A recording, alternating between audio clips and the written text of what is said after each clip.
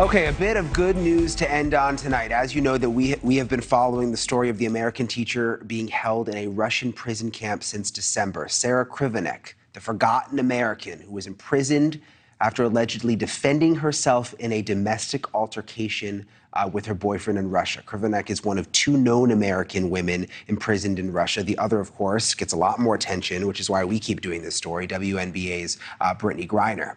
Krivanek's fate has seemed grim.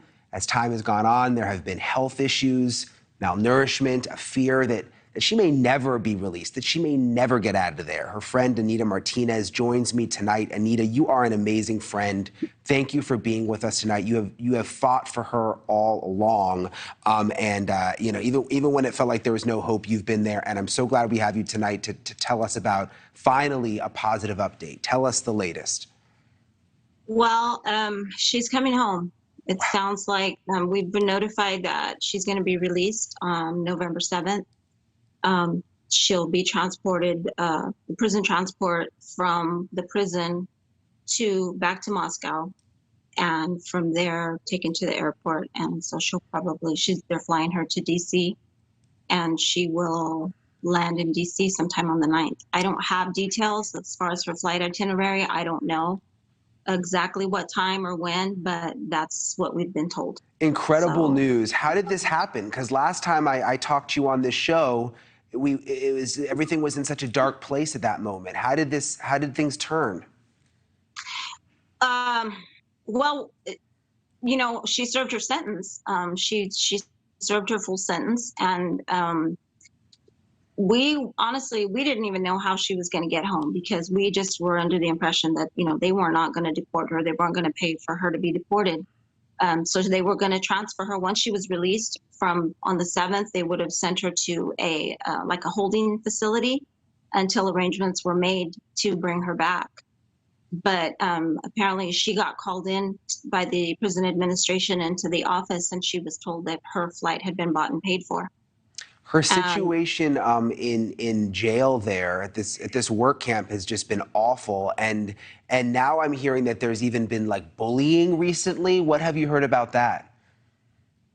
Just that they were just a lot of psychological bullying. A lot of, to my knowledge, I don't know. Obviously, Sarah can't tell me anything, and she has written to me through the human rights activist Natalia.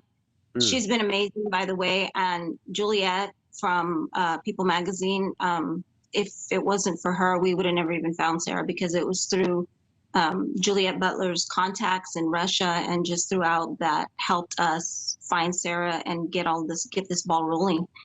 And but Natalia has finally been able to speak to Sarah, and Sarah told her that they were bullying her.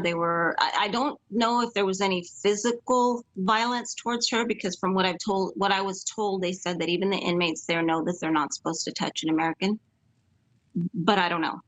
And Sarah, obviously couldn't tell me everything in her letters. She even said, I can't tell you everything because they monitor. So she has to write everything in Russian. Oof. And then they would translate it for me. So the only good thing for Sarah is that she's fluent in Russian, and so she can communicate with them, and she's able to write what she needs to write. But it has to be translated for me, obviously. Yeah, it makes sense. There's certainly a lot that we probably don't know about what she's been through, for the very reason that you just said. She's not able to tell anyone at this point. So when she gets released, do they just drop her off at the airport? And we know, because of everything going on, there's not flights to and from Russia anymore from the U.S. How does that work? How will she actually get back home? It's my understanding that she's going to fly from Moscow to Abu Dhabi, and then from Abu Dhabi to Washington, D.C. That's what I've been told. Again, you have been such a good friend to Sarah. What was your reaction working so hard on this when you first heard this news that it was actually going to happen? I mean, I was happy, obviously. When I said, I don't care who paid for her flight. We thought it was the American embassy, but apparently, I think Sarah told Natalia that they told her at the prison that it was actually the Russian prison system who paid for her flight.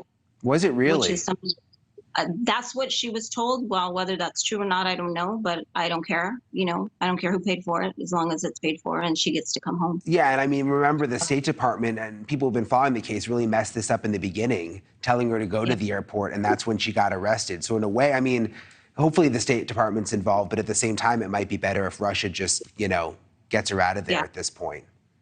Yeah, so that's what we're hoping. I mean, fingers crossed still. She still has a journey to make from the prison to Moscow to the airport. And, until she's on that plane and in the air and on her way, I'm not going to stop, I totally get it. Yeah, until she's back here. I mean, we're dealing with a volatile country. Obviously, we'll all just pray and keep our fingers crossed. Anita, thank you so much for coming back on tonight. We'll follow the story closely, and we'll get an update from you soon. Thank you for watching. Go to newsnationnow.com to find NewsNation on your television provider. And don't forget to click the red subscribe button below to get more of NewsNation's fact-driven, unbiased coverage.